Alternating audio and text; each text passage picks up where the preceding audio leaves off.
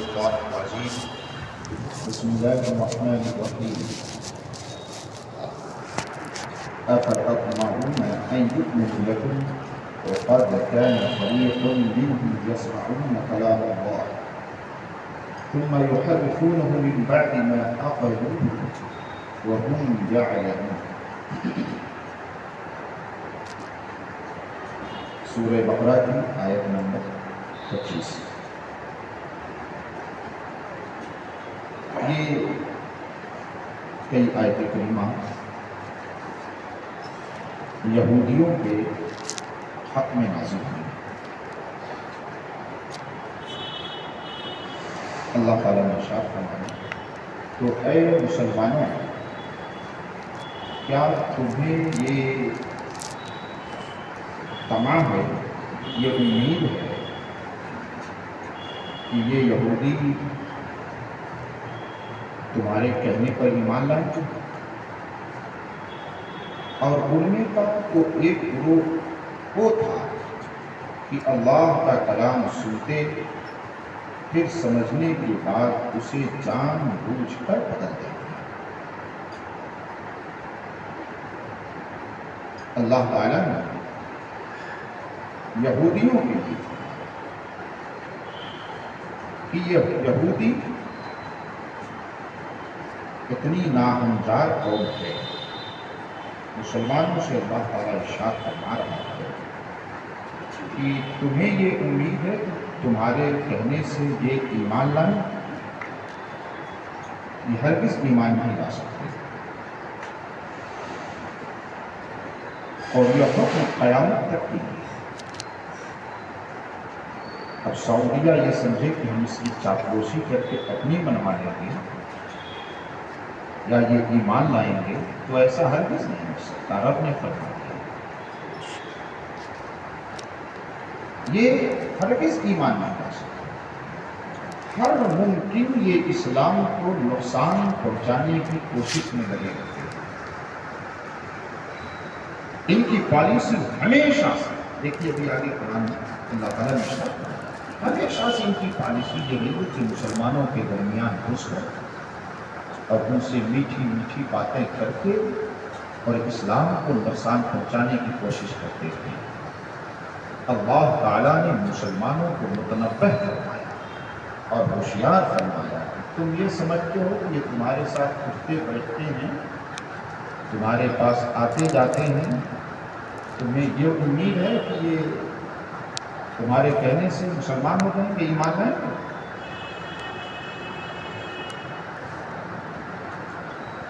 اللہ تعالیٰ ارشاد فرماتا ہے ان میں کا کوئی گروہ وہ تھا کہ اللہ کا کلام سنتے،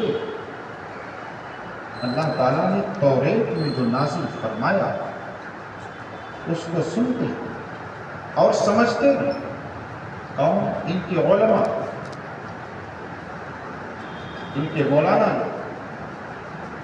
پھر سمجھنے کے بعد جان بوجھ کر اسے بدل دیا، اس میں تحریف اپنے اعتبار سے کاٹ چھاٹ. آج مکمل توریت جو موجود ہے پورے طور پر تحریف کر دیا، اس نے اپنے اعتبار سے کر دیا، تبدیلی کر دیا. اور اللہ تعالیٰ نے ارشاد فرمایا وَإِذَا لَقُوا الَّذِينَ آمَنُوا قَالُوا آمَنَّا وَإِذَا خَلَا بَعْضُهُمْ إِلَى بَعْضٍ قَالُوا أَتُحَدِّثُونَهُم بِمَا فَتَحَ اللَّهُ عَلَيْكُمْ لِيُحَاجُّوكُم بِهِ عِندَ رَبِّكُمْ أَفَلَا تَعْقِلُونَ. اور جب مسلمانوں سے ملیں تو یہ کہیں ہم ایمان لائے. مسلمانوں سے جب ملتے یہودی تو یہ کہتے کہ تمہاری طرح ہم بھی ایمان لائے، ہم بھی اللہ پر ایمان لاتے ہیں، رسول اکرم صلی اللہ تعالیٰ علیہ وسلم پر ایمان لاتے ہیں، ایمان لائے. اور جب آپس میں اکیلے ہوں، یعنی جب اپنے یہودیوں کے پاس، عالموں کے پاس اور بڑے بڑے جو روس آتے رئیس لوگ ان کے پاس جاتے، ان سے ملتے، ان کے درمیان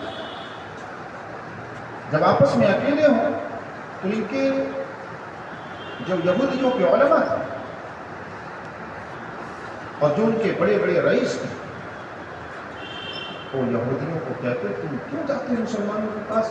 اور اچھا یہ یہودی جب پہنچتے تو یہ کہتے کہ ہم بھی ایمان لائے، ہمارے توریت میں نبی اکرم صلی اللہ علیہ وسلم کی یہ سب سکتیں لکھی ہوئی ہیں، حتیٰ کہ اللہ تبارک و تعالیٰ نے سب بیان فرما دیا، حد بیان فرما دیا، قامت بیان فرما دیا کہ شکل کے ہیں، حتیٰ کہ بالوں کا بھی ذکر فرمایا۔ اللہ تعالیٰ نے توریت میں آقا کریم صلی اللہ علیہ وسلم کی ایک ایک صفت بیان فرما دی۔ تو کہتے کہ ہم نے توریت میں پڑھا اور ہمارے علماء نے بتایا ہے، اور جو نبی تشریف لائے ہیں بالکل اسی کے مطابق، اس لیے ہم نہیں مانتے۔ اور جب وہ پہنچتے اپنے درمیان اپنے عالموں کے پاس، اپنے رئیسوں کے پاس، تو وہ لوگ ڈانٹتے کہتے جا کر توریت کی باتیں انہیں بتاتے رہے، وہ تمہارے اوپر ہی دلیل پیش کریں گے۔ بعد میں اگر ہم تو ایسے ہی تم لوگ کہہ رہے ہو کہ ان کے درمیان مذاق کے لیے جاتے ہیں اور ان کو ایمان نہیں ہو، بس ایسے ہی کہتے ہیں، تو ان کے علماء کہتے تم توریت کی باتیں جا کے نہیں بتاتے ہو کہ توریت میں ایسا لکھا ہے؟ ارے ہم نے تم لوگوں کو بتایا ہے، ان کو بتانے کے لیے نہیں، تم اس کے پاس بتاتے ہو تو وہ ہمارے اوپر ہی دلیل پیش کریں گے کہ توریت میں تو اللہ تعالیٰ نے اس طرح لکھا ہے، تم اس طرح کہتے تھے، پھر تم مکر گئے تو ان کو ڈانٹتے۔ اللہ تعالیٰ نے اس کا ذکر قرآن شریف، جب آپس میں اکیلے ہوں تو کہیں وہ علم جو اللہ نے تم پر کھولا، کون کہیں؟ وہ ان کے عالم لوگ کہتے ہیں، جو اللہ نے تم پر کھولا، یعنی جو توریت میں اللہ تبارک و تعالیٰ نے رسول اکرم صلی اللہ تعالیٰ علیہ وسلم کی صفتیں بیان فرماتی ہیں، تم مسلمانوں سے بیان کر دیتے ہو، مسلمانوں سے جا کر بیان کرتے ہو کہ اس سے تمہارے رب کے وہاں تمہیں پر وہ حجت لائیں، دلیل پیش کریں، کیا تمہیں عقل نہیں ہے؟ وہ ڈانٹتے ہو، یہ باتیں جا کر مسلمانوں سے بتا دیتے ہیں۔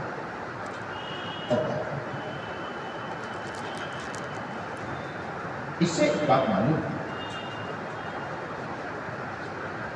کہ حق بات چھپانا اور رسول اکرم صلی اللہ تعالیٰ علیہ وسلم کی صفتیں اللہ تعالیٰ نے جو قرآن میں بیان فرما دی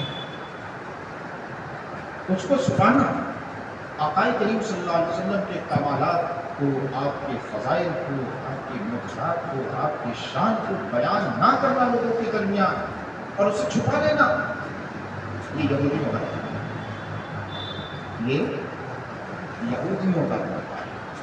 رسول اکرم صلی اللہ تعالیٰ علیہ وسلم کے فضائل و کمالات سن کر دل میں پھٹن پیدا ہونے لگا، اور یہ کہنا کہ یہ کیا، تو جب دیکھو تو رسول اکرم صلی اللہ علیہ وسلم کی بات کرتے رہتے ہیں، یہ بات کرتے رہتے ہیں، یہ یہودیوں کا کام ہے۔ اللہ تبارک و تعالیٰ اسے پسند نہیں کرتا۔ اللہ تعالیٰ کو ارشاد فرماتا ہے وَرَفَعْنَا لَكَ ذِكْرَكَ، اے میرے محبوب آپ کی رضا کے لیے میں نے آپ کے ذکر کو بلند بنایا، سبحان اللہ، آپ کی رضا کے لیے آپ کے ذکر کو بلند والا کر دیا۔ اب کوئی ذکر رسول صلی اللہ علیہ وسلم مٹانا چاہے، دبانا چاہے، فضائل کو چھپانا چاہے تو چھپا سکتا ہے، تو اللہ نے بلایا مٹ رہے مٹتے ہیں مٹ جائیں گے، آقا تیری نہ مٹا ہے نہ مٹے گا کبھی چرچا، نہ مٹا ہے نہ مٹے گا کبھی چرچا۔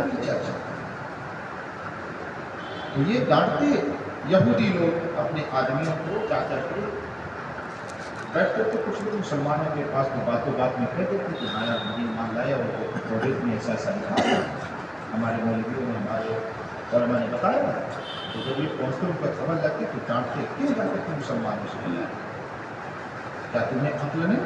أَوَلَا يَعْلَمُونَ أَنَّ اللَّهَ يَعْلَمُ مَا يُسِرُّونَ وَمَا يُعْلِنُونَ، کیا نہیں جانتے کہ اللہ جانتا ہے؟ اگر تم مسلمانوں سے چھپاؤ گے اور تم کہہ رہے ہو کہ اللہ کی بارگاہ میں یہ دلیل پیش کریں گے، یہ اللہ یہ خود ایسا کہتے تھے اور تیرے محبوب پر ایمان نہیں لائے، تو اللہ تعالیٰ ارشاد فرماتا ہے تمہارے چھپانے سے تھوڑی نہ چھپا ہے۔ کیا نہیں جانتے کہ اللہ جانتا ہے؟ جو کچھ چھپاتے ہیں اور جو کچھ کو ظاہر کرتے ہیں، اللہ تو سب جانتا ہے، جو چھپائے بیٹھے ہوئے ہیں اور جو کہیں کہیں مجبوراً کو ظاہر کر دیتے ہیں۔ اللہ سے کوئی بات مخفی اور پوشیدہ نہیں ہے۔ ارے اللہ ہی نے تو توریت میں ذکر فرمایا، اللہ ہی نے تو قرآن میں ذکر فرمایا، اب کوئی چھپائے اس کو بھی اللہ جانتا ہے۔ کوئی ظاہر کرے تو اس کو بھی اللہ تبارک و تعالیٰ ومنهم أميون لا يعلمون الكتاب إلا أماني وإن هم إلا يظنون، اور ان میں کچھ ان پڑھ ہیں جو کتاب کو نہیں جانتے مگر زبانی پڑھتے ہیں۔ یہ یہودیوں کے بارے میں اللہ تعالیٰ نے ارشاد فرمایا، ان میں کچھ ان پڑھ ہیں جو کتاب کو نہیں جانتے، توریت کو جانتے نہیں، اس کا مفہوم نہیں سمجھتے، اس کا معنی نہیں جانتے ہیں، بس زبانی پڑھ لیتے ہیں، زبانی پڑھ لیتے ہیں۔ اور یہ بات تو ہمارے دور میں بھی اور صادقاتی بہت سارے لوگ قرآن کو نہیں جانتے، زبانی پڑھ لیتے ہیں، لیکن اس کے معنی کو، اس کے مفہوم کو نہیں جانتے، جاننے کی کوشش بھی نہیں کرتے، جاننے کی۔ درس کی محفلوں میں بھی شرکت نہیں کرتے کہ قرآن کو جاننے سمجھیں کیا لکھا، بس ایسے ہی پڑھتے ہیں۔ اللہ تعالیٰ نے ان کے بارے میں نازل فرمایا، ان میں کچھ ان پڑھ جو کتاب کو نہیں جانتے مگر زبانی پڑھ لینا، یا کچھ اپنی من گڑھت اپنی طبیعت سے اگر جانا بھی تو آیات کا ترجمہ اور اس کا مفہوم اپنی طبیعت سے کر لینا، اور یہ قرآن کے ساتھ بھی ہو رہا ہے۔ بہت سارے لوگوں نے، مولویوں نے قرآن کا ترجمہ اور مفہوم اپنی طبیعت سے کر لیا۔ جو رسول اکرم صلی اللہ علیہ وسلم نے تفسیر بیان فرمائی، صحابہ نے تفسیر بیان فرمائی، اسے درگزر کیا، جان کر بھی کو انجان بنے گئے۔ آپ دیکھیے قرآن میں ایسے ایسے ترجمے، معاذ اللہ رب العالمین، کہ آدمی اگر اس پر اعتقاد اور ایمان رکھ لے تو کافی ہو جائے۔ جیسے ترجمہ کر دیا سورہ والضحیٰ میں وَوَجَدَكَ ضَالًّا فَہَدَىٰ، بعض لوگوں نے ترجمہ کر دیا، اور ترجمہ کرنے والے ظاہر سی بات کوئی جاہل نہیں، وہ اپنے آپ کو بڑے عالم کہتے ہیں۔ وَوَجَدَكَ ضَالًّا فَهَدَىٰ، اپنے طبیعت سے ترجمہ کیا اور کہا کہ اے محمد صلی اللہ علیہ وسلم، اللہ نے آپ کو بھٹکا ہوا پایا تو ہدایت کا معذور نبی بھٹکا ہوا۔ اللہ تبارک و تعالیٰ نے نبیوں کو معصوم بنایا، ان سے خطا نہیں ہوتی، وہ بھٹکتے نہیں۔ اور میرے آقا کی شان ارشاد فرماتے ہیں، سن تو نبی ہوں وآدم بین الماء والطین، میں تو اس وقت بھی نبی تھا جب آدم علیہ السلام آب و دل کی منزل طے کر رہے تھے، مٹی اور پانی کی منزل طے کر رہے تھے، پیدا بھی نہیں ہوئے تھے، اللہ نے مجھے اس وقت نبی بنا دیا۔ ظاہر بعد میں کیا، لیکن اللہ نے اس وقت نبی بنا دیا۔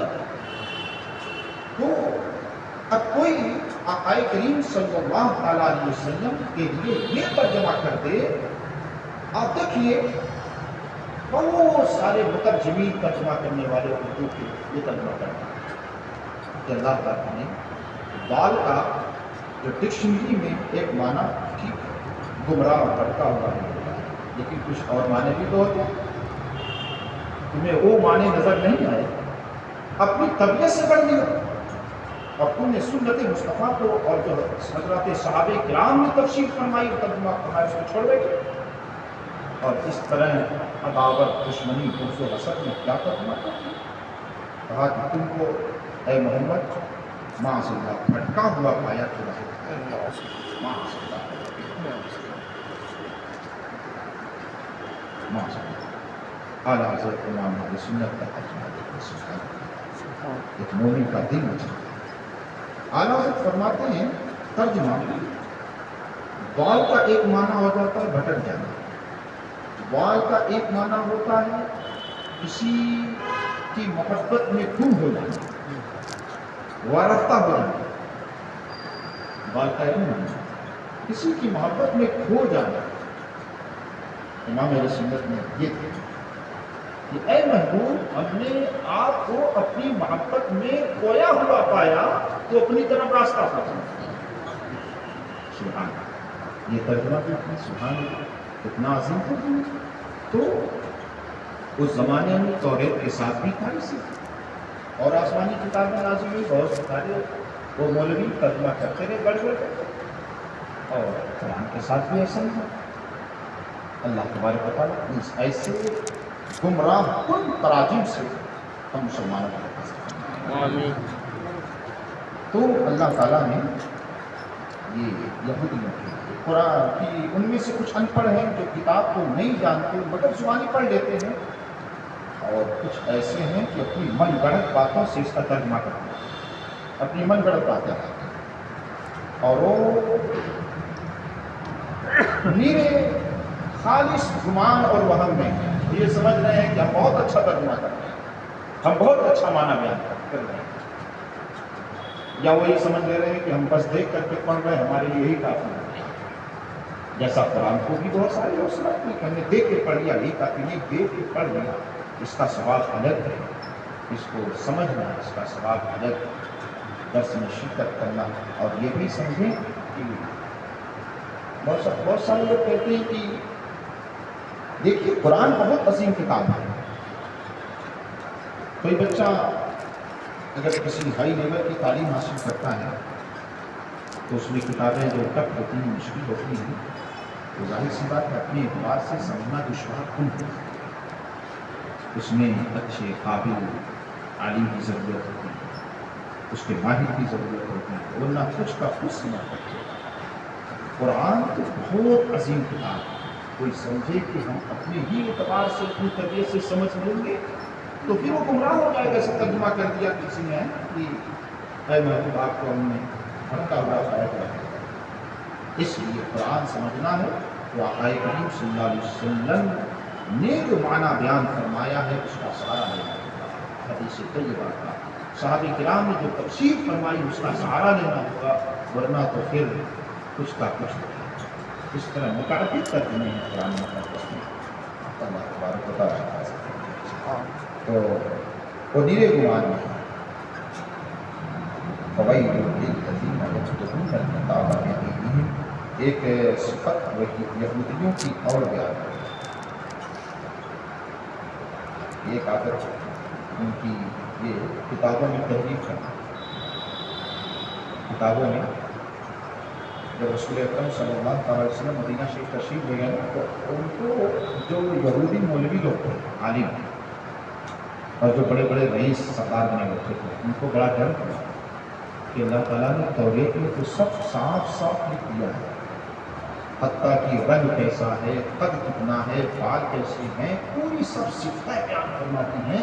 ان کو ڈر ہوا کہ مدینہ میں تشریف لائے ہیں، اب تو یہودی دیکھیں گے اور دیکھ کر سمجھ جائیں گے کہ توریت میں ایسا لکھا ہوا ہے، تو مجسمہ ہمارے سامنے کھڑا، یہ سراپا جو ہے ہمارے سامنے کھڑا، تو پھر لوگ ایمان لائیں گے تو مولویوں نے سمجھا کہ ہمارا دھندا بند ہوگا، اور جو بڑے بڑے سردار بنے تھے وہ سمجھے کہ ہماری سرداری ختم ہو جائے گی، تو ان کے مولویوں اور رئیسوں نے، سرداروں نے ایک معاملہ بڑا گڑبڑ ہونا ہے، کیا کیا تو کہا کہ ایک کام کرو، اس کو بدلنا شروع۔